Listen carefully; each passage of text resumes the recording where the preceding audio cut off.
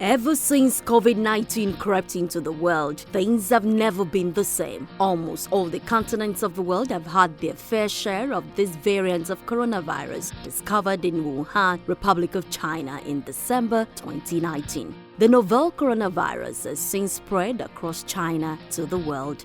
Reports say Italy has overtaken the number of deaths coming out of China, with the Republic of China already recording drops in the number of new infections. But it appears same cannot be said of other countries. Despite rumors that Africa is assumed to be immune from the virus, it has now spread into 9 countries: Nigeria, Ghana, Togo, Tunisia, South Africa, Algeria, Morocco, Senegal, and Egypt. With over 300,000 cases globally, Africa has only confirmed less than 100 cases and over 3,000 deaths. Countries are now taking drastic measures against the spread of the pandemic. There's been a lockdown of businesses and activities around the world, resulting to panic buying of some sort in some other countries.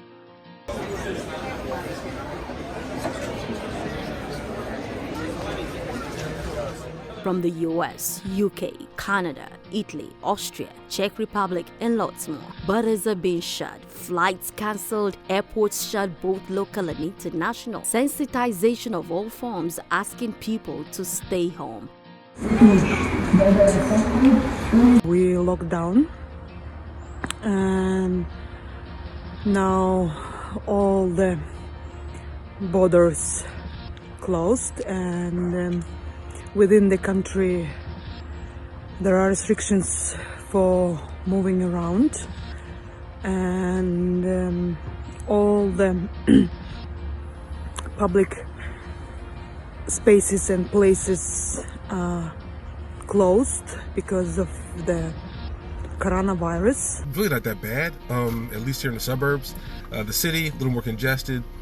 People really aren't listening to the whole stay inside. People are getting out, but they are practicing social distancing, meaning staying at least 6 feet away from total strangers. What China did is to break the cycle by human intervention.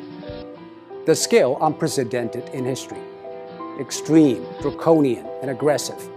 These are the words used to describe China's response. But now, people have come to terms with the new norm, lockdown. Some people say, isn't that a violation of individual rights? Actually, the balance between individual rights and public safety is always an ever-changing equation. Nigeria is not left out in taking these drastic measures at fighting this pandemic, having had to deal with its own share. I'm assured that we will win this battle as we've won others before this.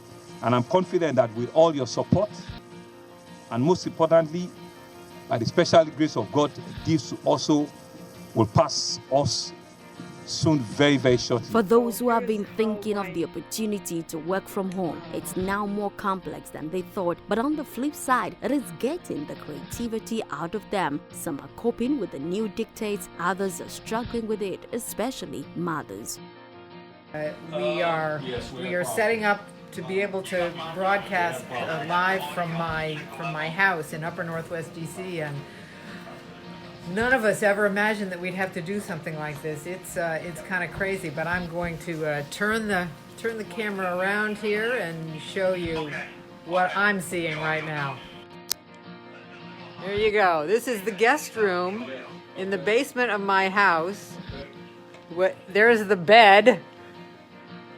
And here's the TV studio that we're putting together right now. Well, I work from home, and I have to talk to my patients at home. So I do need the quietness, I need the space, I need the privacy to be able to talk with my patients, especially considering the HIPAA laws where I have to protect healthcare information. So it makes it a little difficult, considering that the kids are here and they also have to live. Work has been kind of crazy, actually. We're doing the whole social distancing aspect of it, so the newsroom is a lot smaller now insofar as size. I have to go in because I'm a manager, and keep one producer in, one director, and now the reporters pretty much stay out in the field. This was challenging, but after 2 days I could say it was okay. The second day I had long day with interviews online, which was also new experience. The first day I had 2 meetings online with my colleagues from London and the Eurasian region, which is also was unusual experience. Like all of us were talking from homes, and like it was funny how we were looking at our apartments and showing that this is my home or my room or my apartment. Medical experts across the globe are still working and fine-tuning a cure for the dreaded COVID-19. But until there's a global certification, everyone is enjoined to stick to all the precautionary measures all over the world. Wash your hands regularly with soap and water for at least 20 seconds or use alcohol-based sanitizers. Make sure it's running. Get a little, wet your hand first. Once you get some soap, rub it in your palm, outside, the back of your hand. Ensure you're doing this. And the other one, make it clean. And don't forget your tongue, okay? Alright? And you'll wash clean under running water, okay? Under running water. Then, if there's no paper towel or dryer, ensure you get one spoon, close it, and use the other to clean up, right?